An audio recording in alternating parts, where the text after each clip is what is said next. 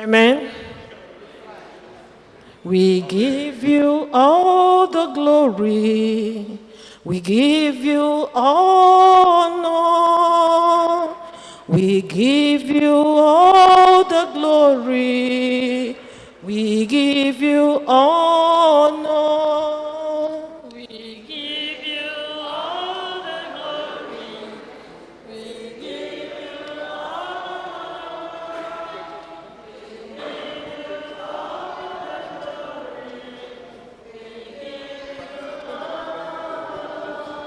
We give you all the glory, Lord. We give you honor. We give you all the glory. We give you honor. We give you all the glory. We give you honor. We give you all the glory. We give you all the honor. Praise God, hallelujah. Praise God, amen. Praise God, hallelujah. Praise God, amen. Praise God, hallelujah. Praise God, amen. Praise God,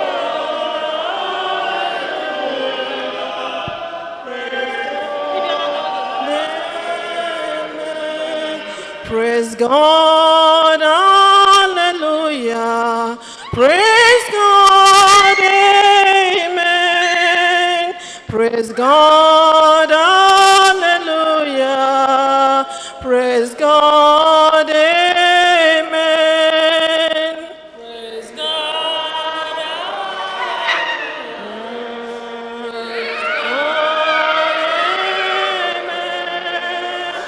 Praise God, hallelujah.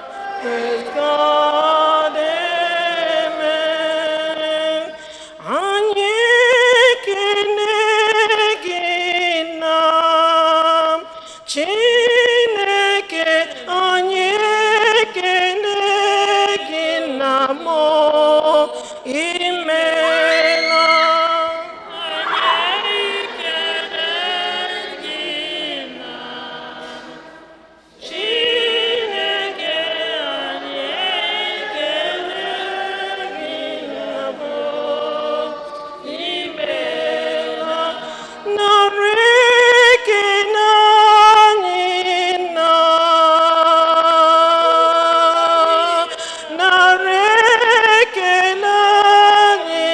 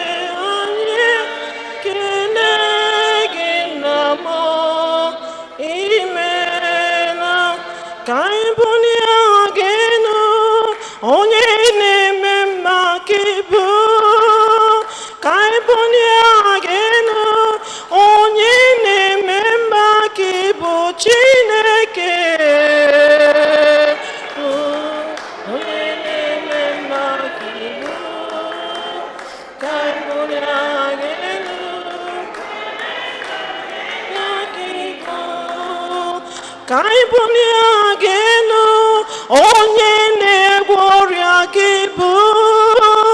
Ka anyị bulie gị elu, onye na-eze ekpe gị bụ Chineke. Gị elu, onye na-eme mma gị bụ. Ka anyị bulie gị elu, onye na-agwọ ọrịa gị bụ. Ka anyị bulie gị elu, ka anyị bulie gị elu, onye na-eme mma gị bụ Chineke. Onye na-eme mma gị bụ. Ka anyị bulie gị elu, onye na-agwọ ọrịa gị bụ. Ekele dịrị Chineke, ekele dịrị nwa ya, ekele dịrị Mmụọ Nsọ, onye na-eme mma. Ekele dịrị Chineke, ekele dịrị nwa ya, ekele dịrị Mmụọ Nsọ, onye na-eme mma.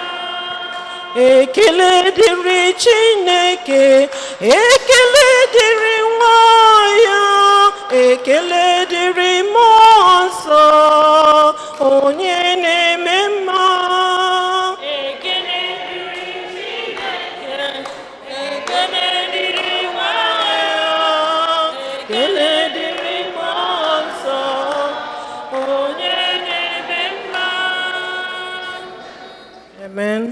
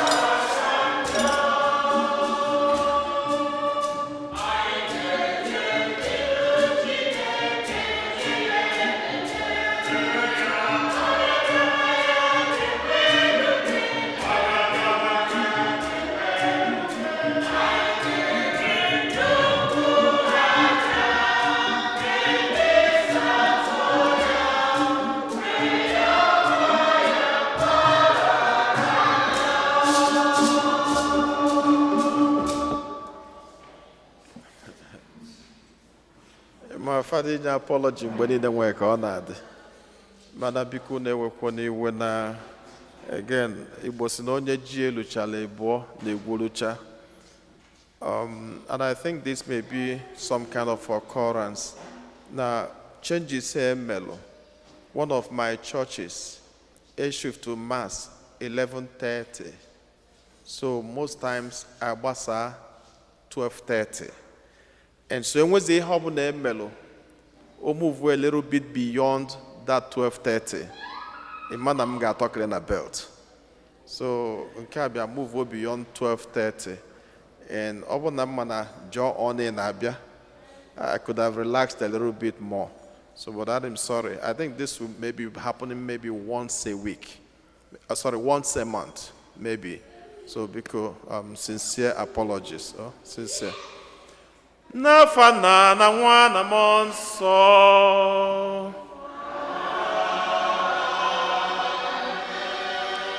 Ka ngọzi nke Onyenwe anyị Jesu Kristi na ịhụnanya nke Chukwu Nna na ịdịkọ n'otu nke Mmụọ Nsọ na-enye dịrị unu niile.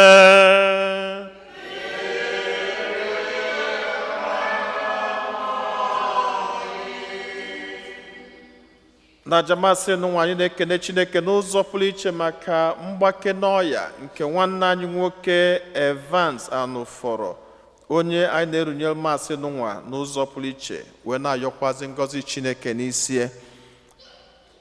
Tata anyị na-ekene Chineke maka ihe ọma niile nke ọ na-eme na ndụ anyị. Ejikwazi m ohere n'ụwa na-asị anyị niile Happy New Year. Ife ọnụ kwado ọfụma.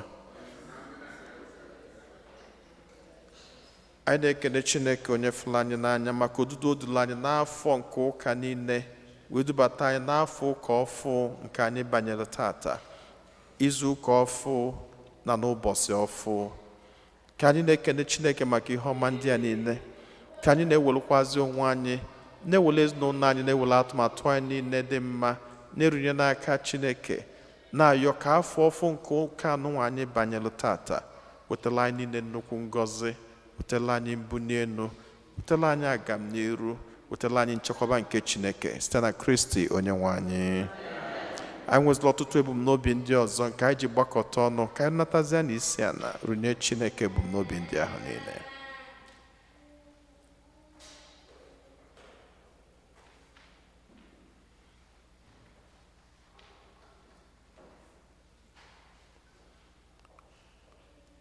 Ụmụnna, ka anyị kwado onwe anyị nke ọma maka nnukwu emume nke Eucharistia n'ụwa site n'ikwupụta njọ anyị.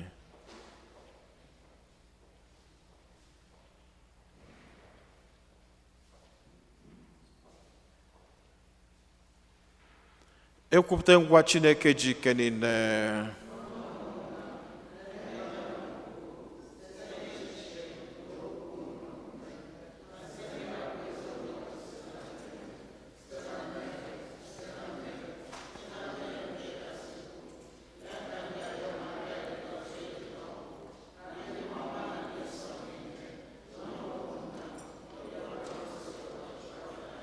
Ka Chineke ji ike niile mere anyị ebere, gbaala anyị njọ anyị, ga-amaduru anyị na ndụ ebebe. Ka anyị yọọ ayịyọ.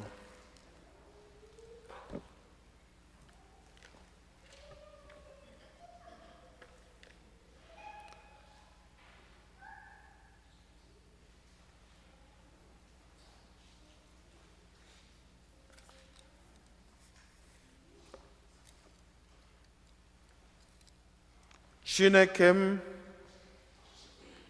Chineke ji ike niile, biko mụbaa ike ezi omume nke ndị kwerunu mgbe Kristi onye nzọpụta anyị ga-abịa, ka anyị were obi na-aṅụ ọkụ na ezi ọrụ nabata ya, ka anyị bụ ndị idoro nsọ nweta ọnọdụ kwesịrị ekwesị n'aka nri Kristi na alaeze n'igwe. Anyị yọrọ nke a site na dị nwe anyị Jesu Kristi nwa gị, onye gị na ya dị ndụ na-achị na ịdịkọ n'otu nke Mmụọ Nsọ, otu Chukwu site n'ụwa ta ụwa niile.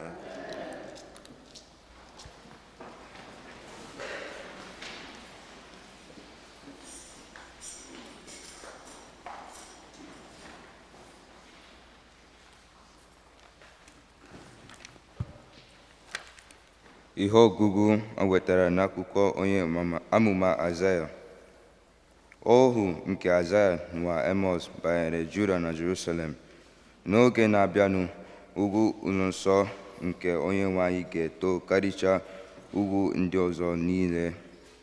A ga-ebulite ya elu karịchaa mpụmpụ ala niile. Mba niile ga-enubata n'ime ya. Ndị mmadụ na-enweghị ike ịgụta ọnụ ga-abata n'ime ya. Ha ga-ekwu sị, ngwanụ, bịanụ ka anyị rigoro ngwu nke Onyenwe anyị, ka anyị rigoro ụlọ nsọ Chineke nke Jekọb, ka o kụziere anyị ụzọ ya, ka anyị wee nwee ike ịga n'okporo ụzọ ya. Ebe ọ bụ na iwu niile ga-esi na Zayọn na-apụta, atụmatụ niile nke Onyenwe anyị esikwe na Jerusalem na-abịa.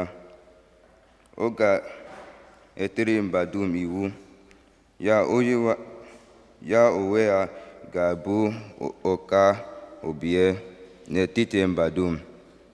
Ndị nna niile ga-eji mma ya hapụ ihe eji ọkọ ugbo. Ha ga-eji ube ya mere ihe eji ebu ahịhịa. O nweghịkwa mba ga-ewelire ibe ya ma ya. Agaghị enwekwa ọzụzụ maka ibu agha. Gị bụ ụlọ Jekọb, ngwa, bịa ka anyị gawa ije n'ihe nke Onyenwe anyị. Oku kosebua.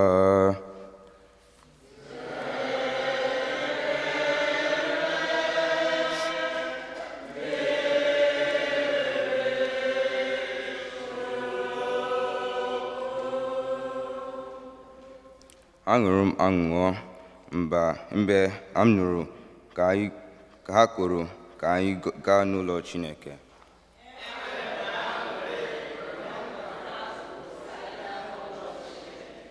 Aṅụrụ m ọṅụ mgbe m nụrụ ha kwuru ka anyị gaa n'ụlọ Chineke. Gị bụ Jerusalem,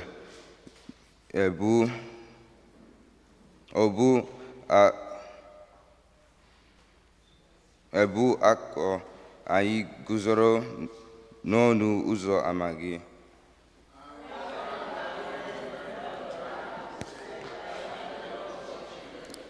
N'ihi ịhụnanya nke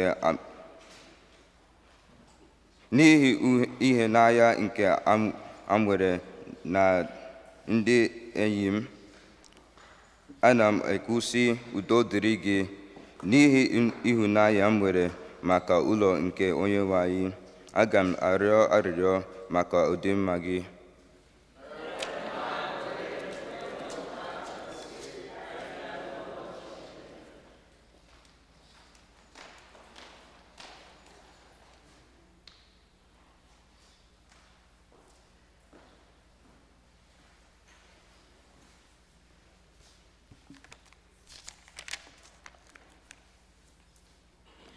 Ihe ọgụgụ e wetara n'akwụkwọ ozi Pọl dị asọ degara ndị Rom. Ụmụnna m, unu ma nke ọma na oge ahụ eruola. Tetanụ n'ụra, n'ihi na nzọpụta anyị dị nso ugbu a. Karịa mgbe mbụ a tọkọtara anyị n'okwukwe. Ọ fọdụrụ ntakịrị ka abalị gafee. Chi ọbụbọ dị nso. Ka anyị wụfuonụ ejiji ejiri mara abalị. Ka anyị yirinụ ejiji eji agagharị n'ehihie. Ka anyị biwenụ ndụ mara mma. Ụdị ndụ ahụ mmadụ na-ebi n'oge ehihie. Ọ bụghị ndụ aṅụrụma mmanya. Ọ bụghị ndụ ịkwa iko na nke ịkpa oke aghara. Ọ bụghị nke oke ekwurekwu na inwe anyaukwu. Ka ngwa ọgụ unu bụrụ Onyenwe anyị Jesu Kristi. Wepụnụ uche n'ibo mkpa anụ ahụ na inye anụ ahụ ihe dum na-agụ ya. Okwu nke Osebruwa.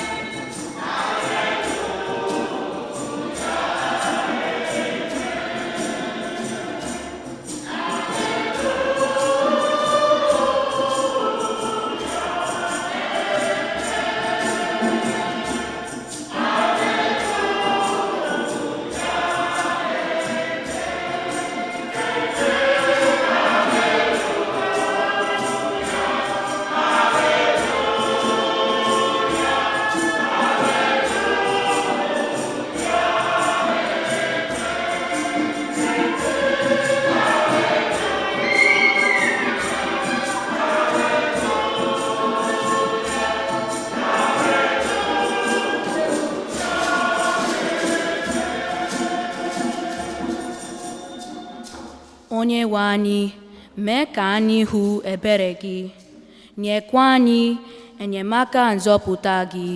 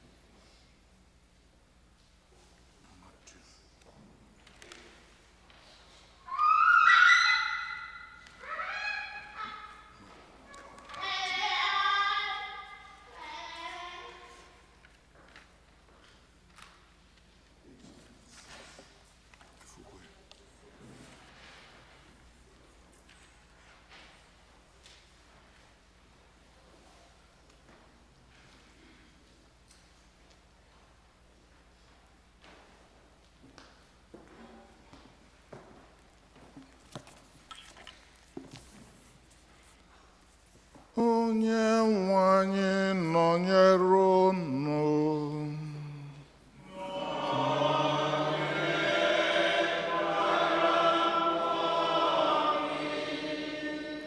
Ihe ọgụgụ nke a si n'ozi ọma dị nsọ nke Matiu dere.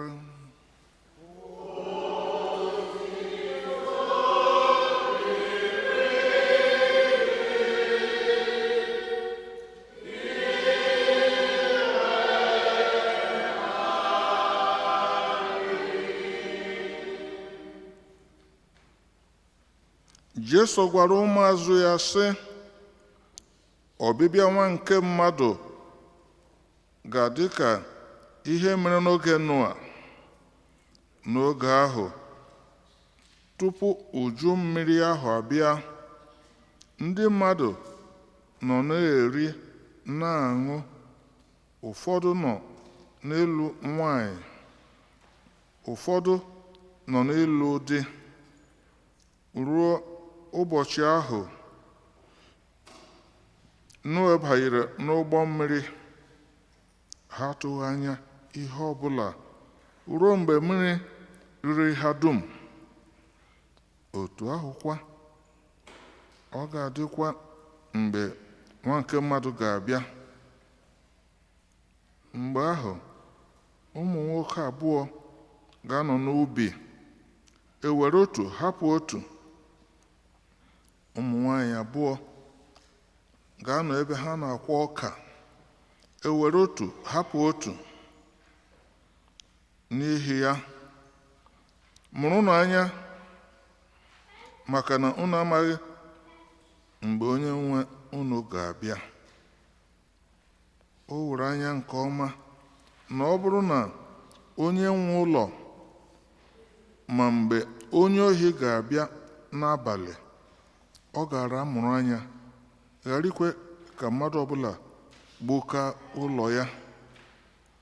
N'ihi ya, unu na onwe unu ga-amụrụ anya dịkwa na njikere, maka na nwa nke mmadụ ga-abịa mgbe unu na-atụghị anya ya. Ozi ọma nke osepụrụ ụwa.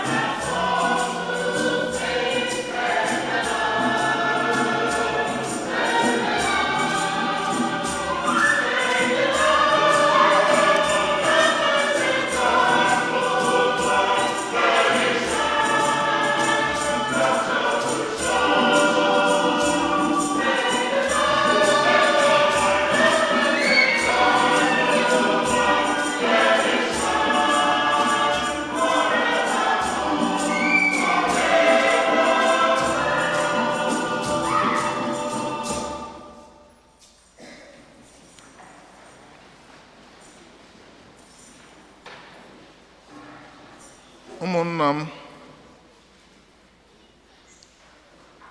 taa bụ ụka nke mbụ n'oge Advent, mgbe a na-atụ anya ọbịbịa nke onye nwe anyị, ọmụmụ ya na Krismas. Nke bụ nkwado a na-eme maka ihe siri kwụrụ. Aga m agba mbọ ka anyị gbuo ụka anyị nwa nkenke. Taa nzukọ na-agwa anyị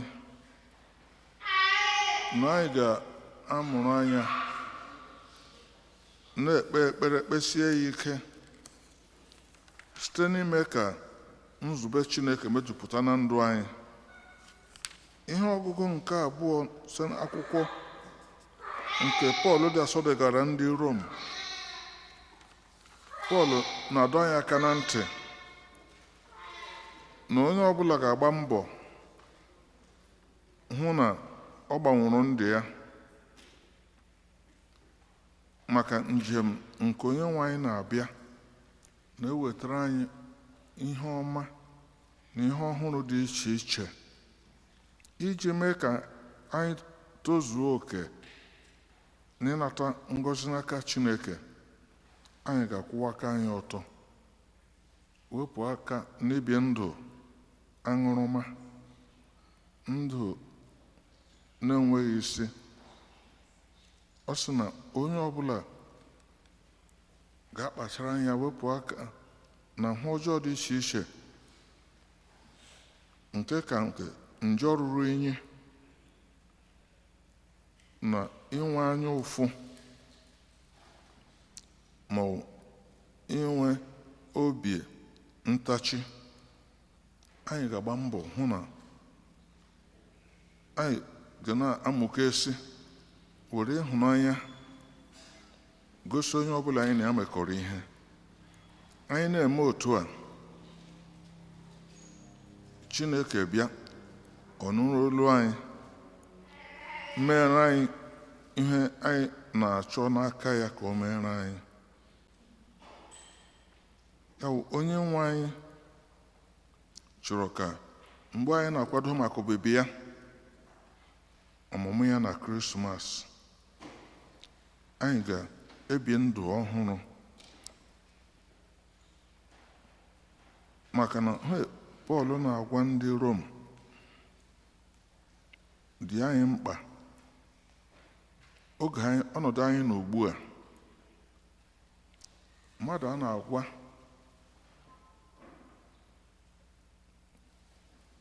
agadi nwanyị ewu para mkpa nwụrụ ya, ọ hapụ ha ịgba ọsọ. Ọ gị iche ka mmadụ gwa ya ike ọ dị amọdụ ya, ọ ga-agba ya chụwa ewu ha napụta ya mkpa nwụrụ ya. Ndị Igbo nwere mkpa dị mkpa anyị ga na-akpọku Chineke. Onye chọrọ ka Chineke nụ ekpere ya ma ọ n'olu ya ga-akwụwa aka ya ọtọ, ọ ga-ahazi ndụ ya. Onye maara na o mere otu o si ebi ndụ na otu Chineke siri chọọ ya, ya gba mbọ hazie onwe ya. Ozi nke a na-ezi anyị taa wụ anyị ga-akpụgharị ụtara ka obere ofe anyị nwere zuoro anyị nri, maka ka ihe siri kwụrụ. Anyị chọrọ nzọpụta. N'ime izu anọ na-abịa abịa, nkwado maka ọmụmụ nke Kristi, a ga-eweta ihe ọgụgụ dị iche iche mee obi adị anyị ụtọ na olileanya anyị nwere na onye nzọpụta na-abịa. N'ozi abụ ọma nke a gụrụ taa, aṅụrị juru n'obi mgbe m nụrụ ha kwuru ka anyị gaa n'ụlọ nke Chineke. Ụlọ nke Chineke a ọ wụ ebe anyị nọ ugbu a, mana dịka o kwuru ebe ọ Jerusalem ka ọ na-ekwu okwu ya. Jerusalem a na-ekwu okwu ya taa abụghị ka anyị baa n'ụgbọelu gawa n'ọwụwa anyanwụ nke ụwa, mana ebe ọ were nwere ụlọ ụka ebe a na-agbakọta na-efe Chineke, ọ wụ Jerusalem. N'ime ụlọ ụka ahụ ka anyị na ebe a, o nwere ha na-akpọ ugwu Zayọn. Ebe m nọ ugbu a, ma ndị na-agba odibo na misa, ọ wụ ugwu Zayọn. Anyị ga-ị ebe a kpọkuo Chineke. Ihe ọ bụla anyị chọrọ ka o mee anyị, ọ ga-emere anyị ya, ma obi anyị dị ọcha. Ma aka anyị adịghị ọcha, obi anyị aka kwụwa ọtọ, obi adịghị ọcha, o nwere ike ọghọọ mmiri mara ụkọrọ. Anyị chọrọ enyemaka n'aka Chineke. Ọ dị mma ka onye ọbụla na nke ya na nke anyị dịka ụmụnna ndị ụmụ Chineke. Today we celebrate the first Sunday of Advent. We are preparing to receive the Lord at Christmas, but this period of preparation, just give you a summary of what I have tried to put together. We need to put our acts together. Coming to Jerusalem to praise the Lord, as Isaiah said it in the first reading and in the Psalm, what we pray the Lord is to give us the heart to keep our hands pure and clean. We make reference to the second reading in his letter to the Romans. St. Paul tells us, if you want to get blessings from God, you want to get favors from God, you have to keep your hands clean. This is not the time for orgies, for drunkenness, not time for immorality. It's time to live pure and clean lives, dedicated. This is the time, it's a holy season. The summary of it all is, if you want God to give you what is good for you and your people, you have to keep yourself clean of different forms of sin. It's good to enjoy life, but not this period is not the period of festivities. That's why if you watch, the color of this celebration is for penitence. Is a time of repentance, and we pray God will hear us, especially as a people this time. We have something everyone knows about. Some people may not want to talk about it, but when the time comes, everyone would wake up. St. Paul tells the Romans, this is the time to be alert. We have to wake up from our slumber. And we pray the Lord to give us the grace to keep ourselves in good shape, spiritual form. This letter of St. Paul to the Romans addresses our main topic today. If you want God to hear your prayer, you have to keep yourself pure and clean. Serve God with righteousness when you come to Mass. For instance, I will not want to talk about this. Today, Father told us why he came late. We are happy he explained to us. It's not normal.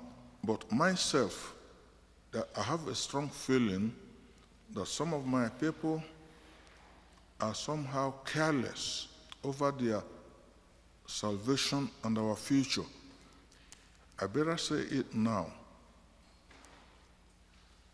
We need to examine or re-examine ourselves and make most serious commitments in our worship of our God when we come as we are here.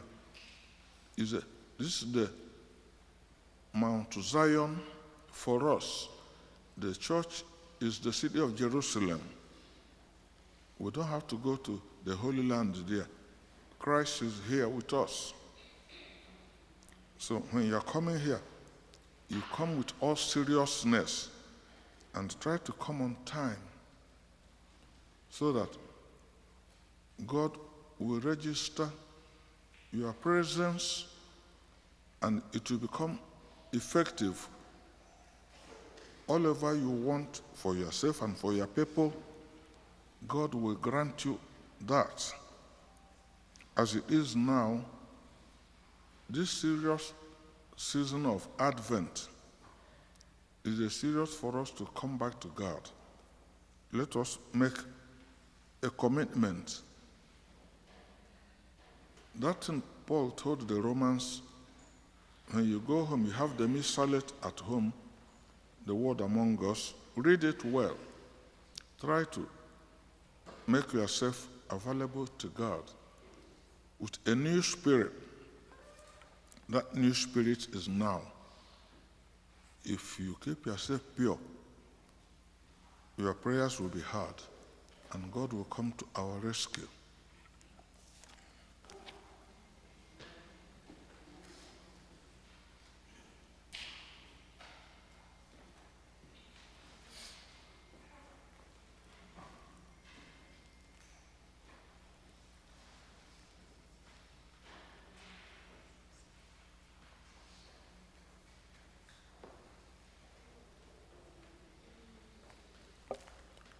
Ekwem n'otu Chineke.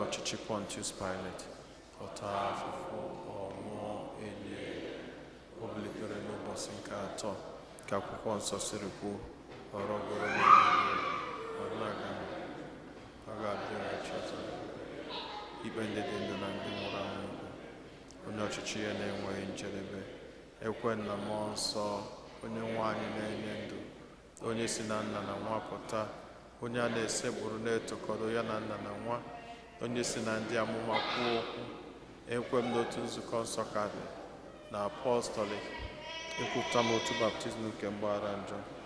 Ana m atụ anya mbilite n'ọnwụ ndị nwụrụ anwụ na ndụ ụwa ga-abịanụ. Amen. Ekpere nke ndị kwelụnụ mmadụ ịtọ ga-edu anyị n'ekpere. Chineke efula anyị n'anya, anyị agbakọtago n'obi gị iji gosipụta gị ọtụtụ ebumnobi anyị. Anyị na-ayọ ka iche ntị ma nụrụ anyị anyị.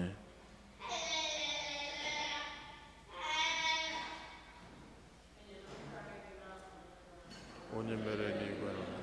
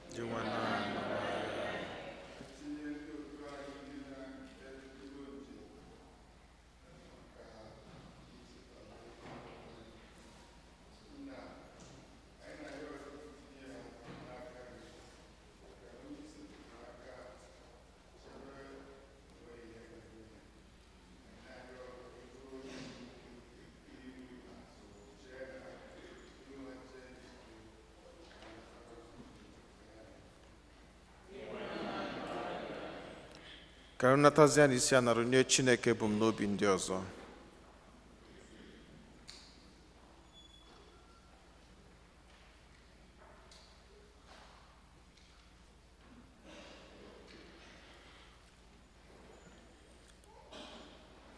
Ihe ndị a niile ka anyị yọrọ ma kwere na ị ga-emela anyị ha niile karịa ka anyị pụrụ ịyọ gị site na Kristi onye nwe anyị. Ngwa ka kwụrụ n'ọtọ ka anyị gọzie Advent Rite.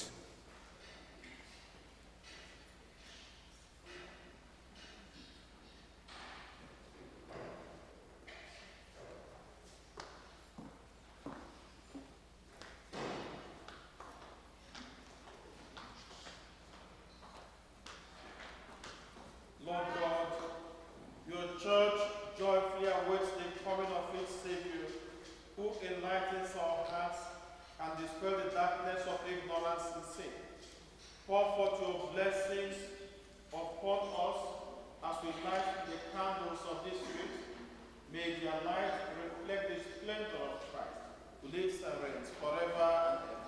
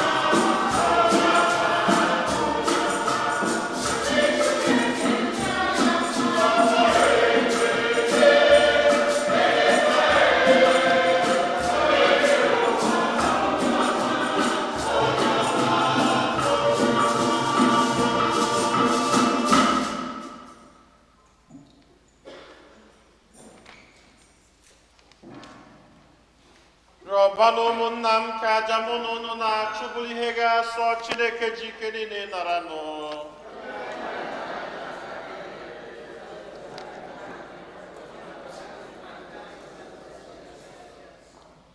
Onye nwe anyị biko nara onyinye ndị a anyị sitere n'ihe ọma niile i nyere anyị wee na-ebutere gị, otu isi eme ka ofufe anyị na-efe gị n'elu ụwa na-adị ire, mekwa ka anyị nweta ụgwọ nzọpụta ebighị ebi. Anyị yọrọ nke a site na Kristi onye nwe anyị. Onye nwe anyị na onye lụdọ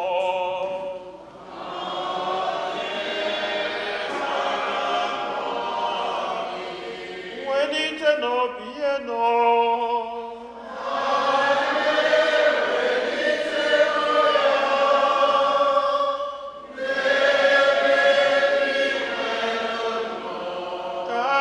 N'ụdị nwere Chukwu anyị ekene.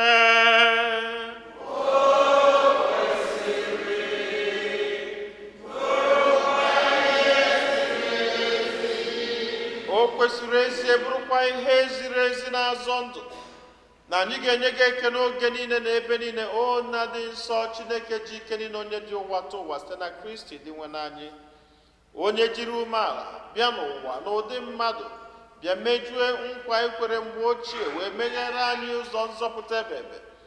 N'oge dị ugbu a anyị na-eche nche na-atụ anya ya bụ Kristi ga-abịa ọzọ n'ebube ya, bịa wetara anyị mgbapụta anụ ikwere anyị na nkwa. N'ihi nke ya anyị na-eso igwe ndị mama niile nke eluigwe na-eto ebube gị oge niile n'ukwe na ekwe.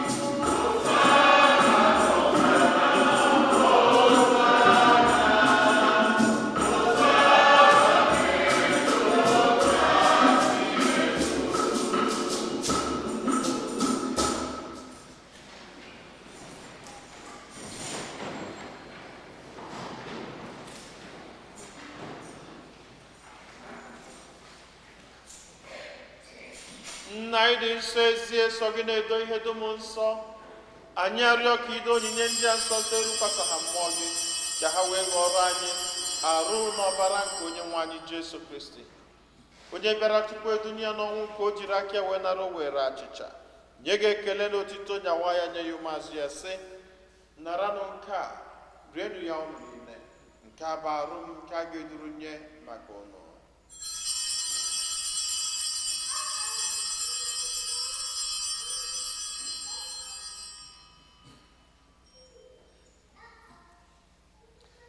Otu akwa ka o siri mee mgbe ha richara nri anyasị, o buru iko mmanya, nyekwa gị ekele na otito, bunye ya ụmụazụ ya, sị, naranụ nke a, ṅụọnụ ya unu niile, nke a bụ iko nke ọbara m, nke ọgbụgba ndụ ọhụrụ dị ebebe. A ga-agba ya n'ihi nna n'ihi mmadụ niile, ka e were gbaghara njọ. Na-emenụ nke a na ncheta nke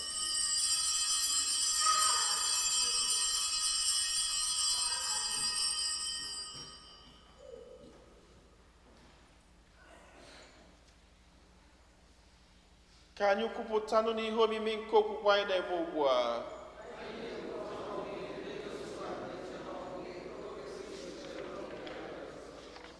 Nna, na ncheta nke ọnwụ na mbilite n'ọnwụ nke nwa gị, anyị ebunye gị achịcha nke ndụ na iko nke nzọpụta. Anyị na-ekele gị n'ihi na ikwere ka anyị dị mma ikwuru n'ihu gị na-efe gị. Anyị ji ume na-arịọ ka anyị bụ ndị na-anata arụ n'ọbara nke Kristi bụrụ otu site na njikọ nke mmụọ nsọ.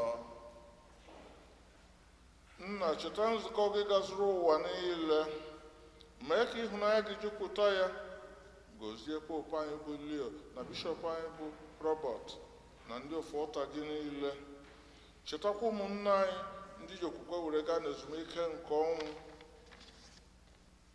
ọbata ha na ndị ọzọ niile nwụrụ anwụ n'ihe nke ebube gị. Biko meere anyị niile ebere ka anyị soro Virgin Maria dị ngọzi, nne nke Chukwu, Fortunata dị nsọ na ndị apọstụl na ndị nsọ gị niile ndị mere uche gị n'ụwa were keta ndụ ebe ebe. Ka anyị soro gwa ha na-edo gị ebube site na Jesu Kristi nwa gị. Ihe niile kere eke na-eso ya bụ Kristi, na-esikwa n'ime ya na n'aka ya, na ịdịkọrọ n'otu nke mmụọ nsọ, na-enye gị bụ Chukwu nna ji ike niile, nsọpụrụ na otuto niile, site n'ụwa tụ ụwa niile.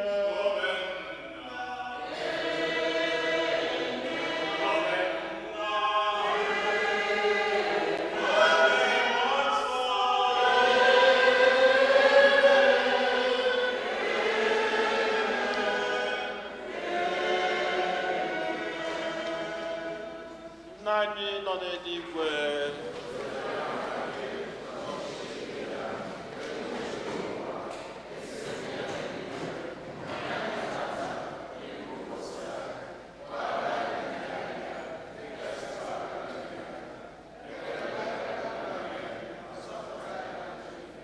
zọpụta n'anya anyị na-arịọ gị osebụrụwa n'ajọ ihe niile, were ebere nye udo n'oge nke anyị site n'inye aka ebere gị ka a zọpụta anyị niile na njọ oge niile.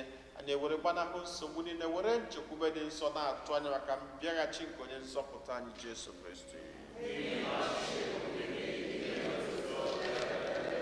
Onye nwe anyị Jesu Kristi, onye gwara ndị apọstụl gị, udo ka m na-arapụrụ n'udo nke m ka m na-enye unu, elekwana anya na njọ anyị, kama lekwasị anya n'okwukwe nke nzukọ gị. Nye ya udo na ịdịkọ n'otu mgbe niile ka uche gị siri chọọ, gị bụ onye dị ndụ na-achị ebe ebe.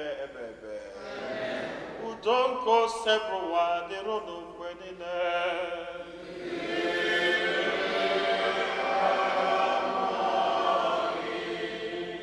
Ka anyị nyerịta n'onwe anyị ekele nke udo.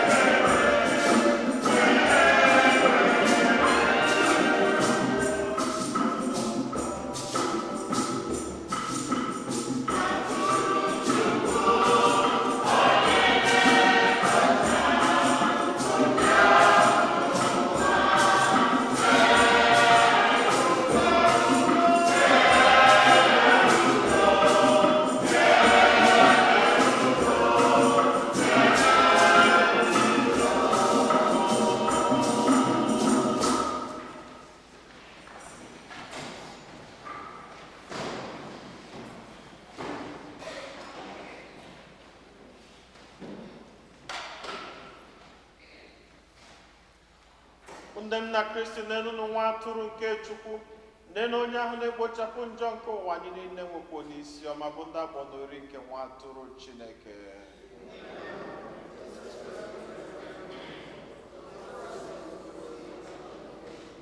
Ka arụ n'ọbara Kristi chekwaba anyị niile wee rue na ndụ ebebe.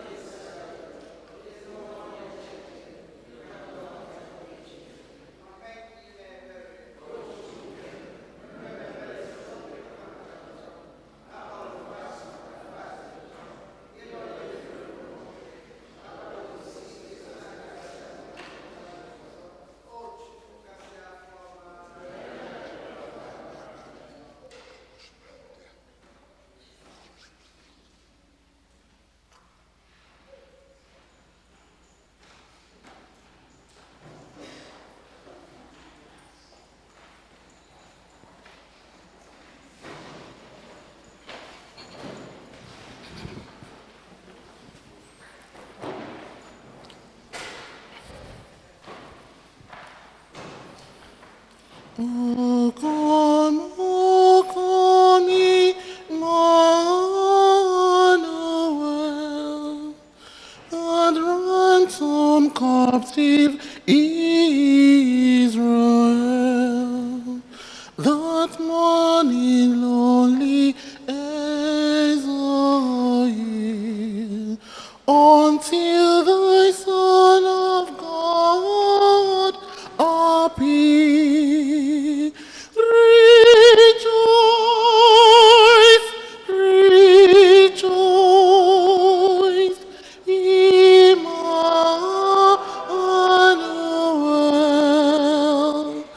is born to save thy Israel. O come, O wisdom from on high, who order all things mightifully,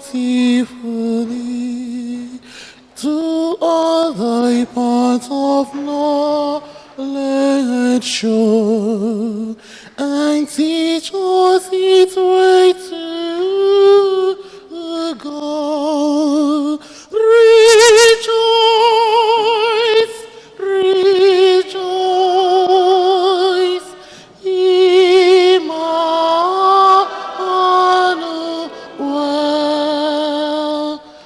is born to save the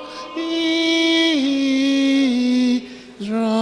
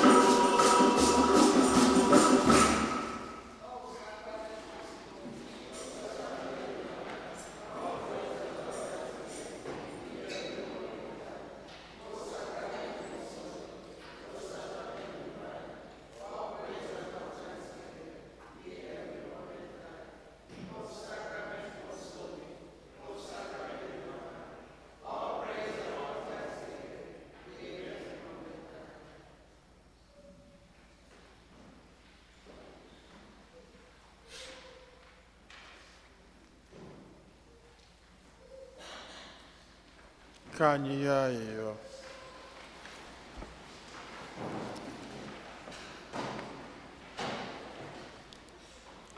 Biko Onyenwe anyị, anyị na-arịọ gị mee ka ihe omimi nke a anyị na-anata ugboro ugboro nyere anyị aka n'ụwa a. Mekwa ka anyị bụ ndị bi n'ụwa a na-agafe agafe nwee ịhụnanya ugbu a maka ihe nke eluigwe iji keta oke n'ụwa ọzọ. Anyị yọrọ nke a site na Kristi Onyenwe anyị.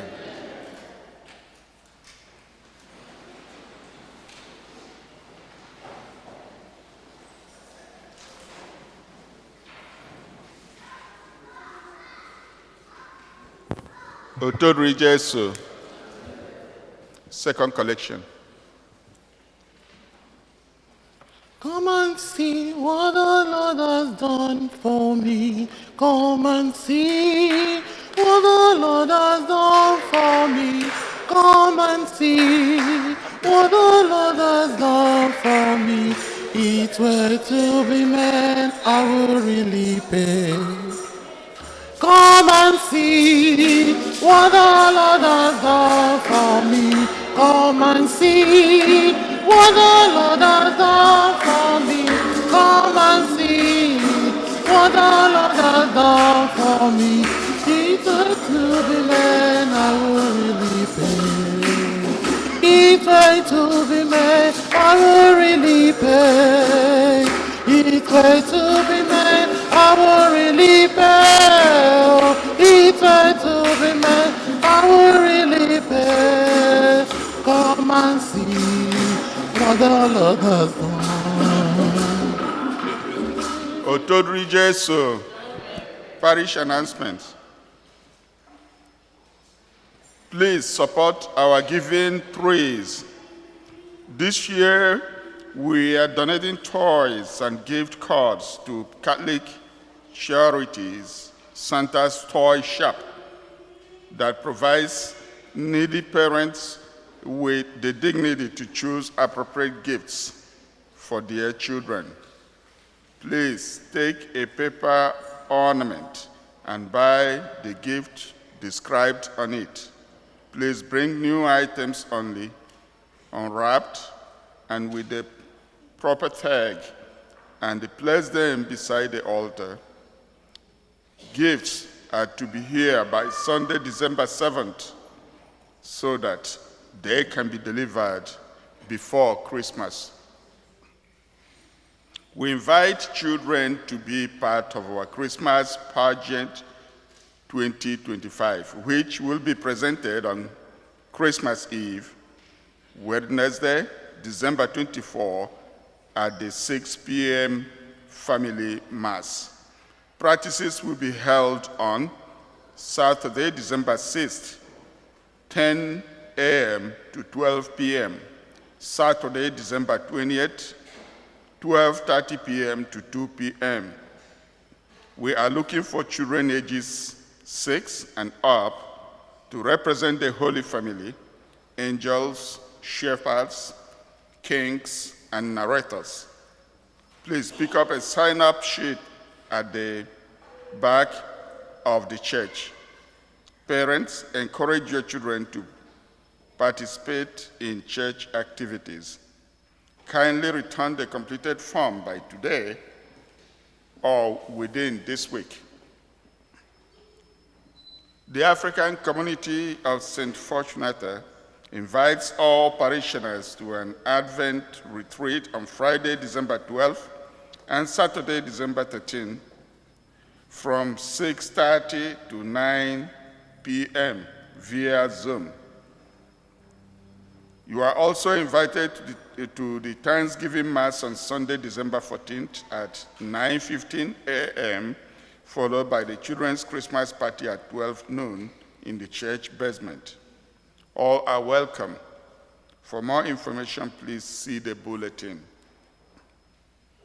Friday, December 5th is the first Friday of the month, and we will have exposition of the Blessed Sacrament after the Masses at 8 a.m. and at 7 p.m. Both Masses will be bilingual. On Monday, December 8th, we celebrate the Immaculate Conception of the Blessed Virgin Mary. We will begin with the Rosary at 7 p.m., followed by Mass. If you would like to dedicate a lighted Christmas tree for your loved ones, living or deceased, please fill out the form that is in the bulletin. The donation is $30. You are invited to join us for our Christmas tree lighting ceremony on Saturday, December 6th, after the 5:30 p.m. Mass on the church lawn. All are welcome to attend. Otodri Jesu. They are for family. Genye Thanksgiving, special Thanksgiving giving with their friends. In the choir.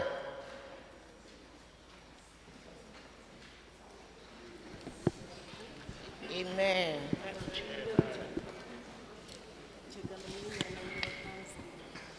Chingidindu chigamu cha-cha.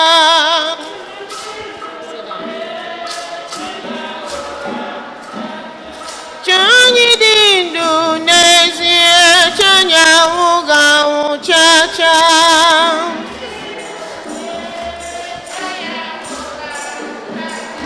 Chani dindu nezie chanya uga uchacha.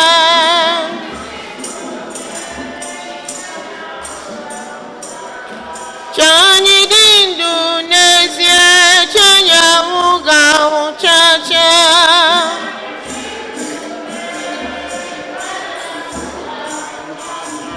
Chani dindu nezie chanya uga uchacha.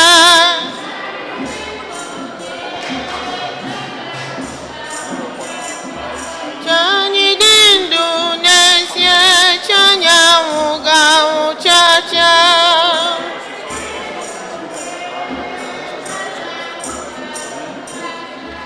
Chani dindu nezie chanya uga uchacha. Now you may proceed. Omemma narekele dima. Omemma narekele. Omemma narekele dima. Omemma biko narekele.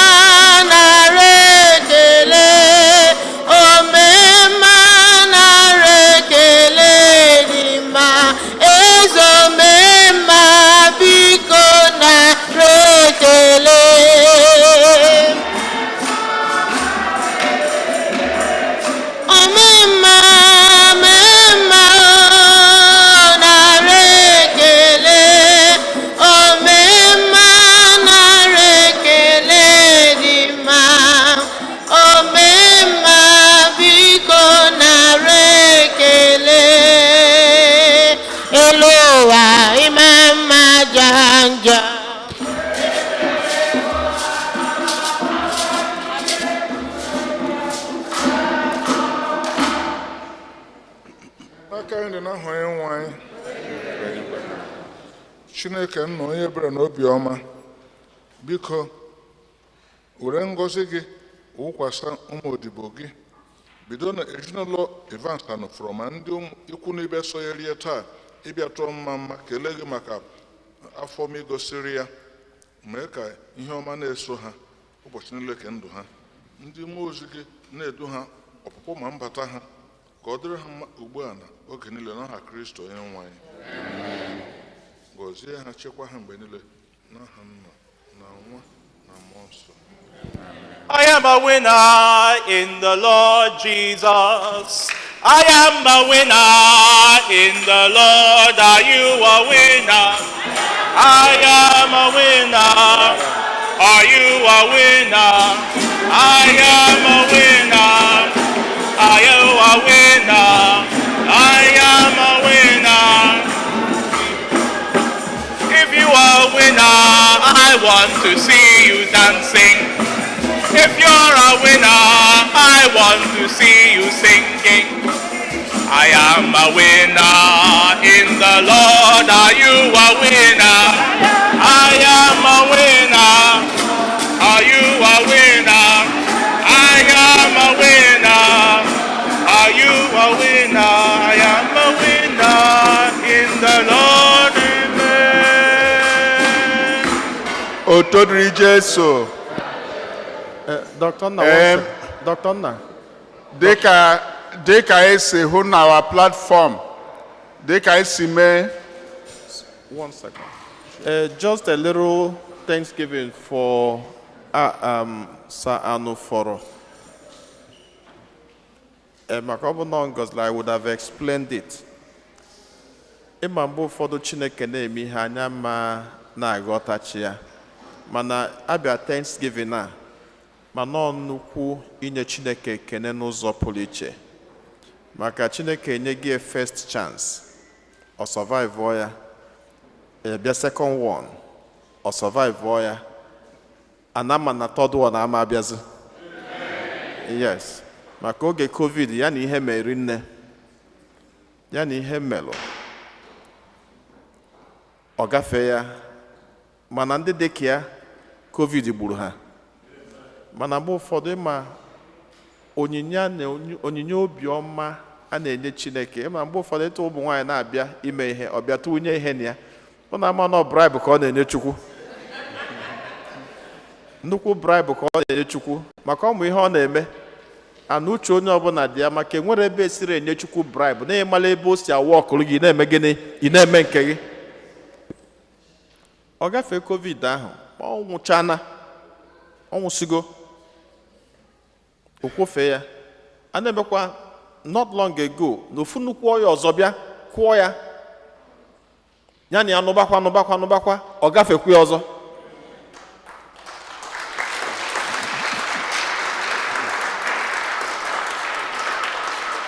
so eski anyị na-asị ọ ga-adịrị gị mma Chineke gọzie gị ime ayazi ọzọ ka ọ ga-abịa iluo 90 bịa meela 90th birthday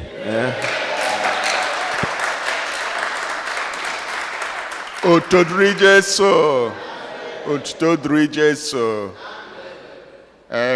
Biko, last week I announced on our platform that our Christmas party nke ekwesịrị on the 14th because of how our schedule lap with in the African community.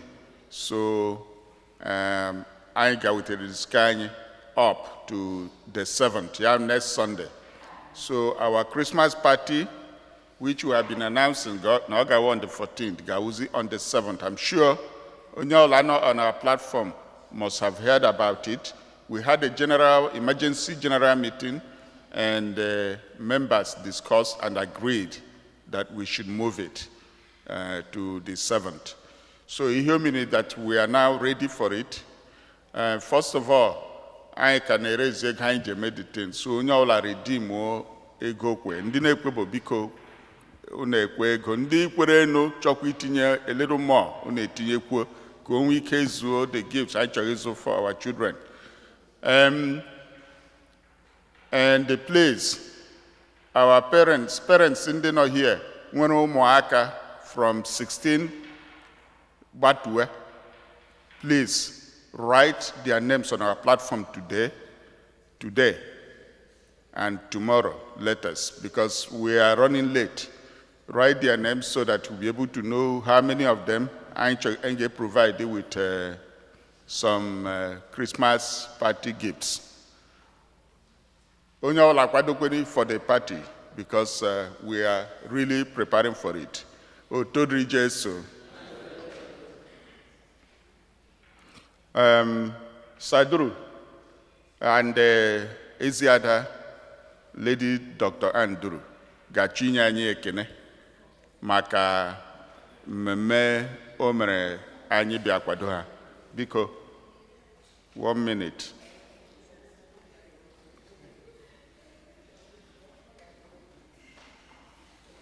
So while they are coming, ndị ọla na-eme travel, unu nụkwa the announcement I made about special blessings and prayers for the cosmos every year as we travel. So I give me shortly. Otito dịrị Yesu. Otito dịrị Yesu. Otito dịrị Yesu.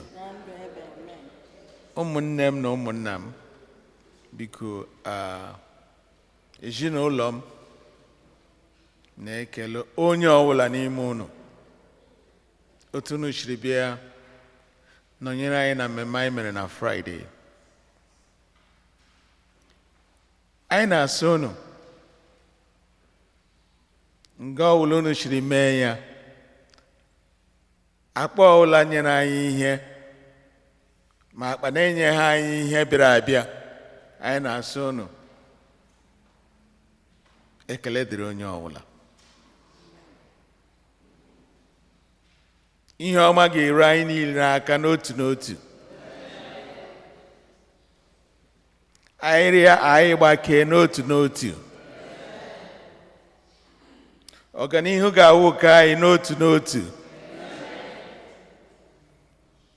Ndị fada anyị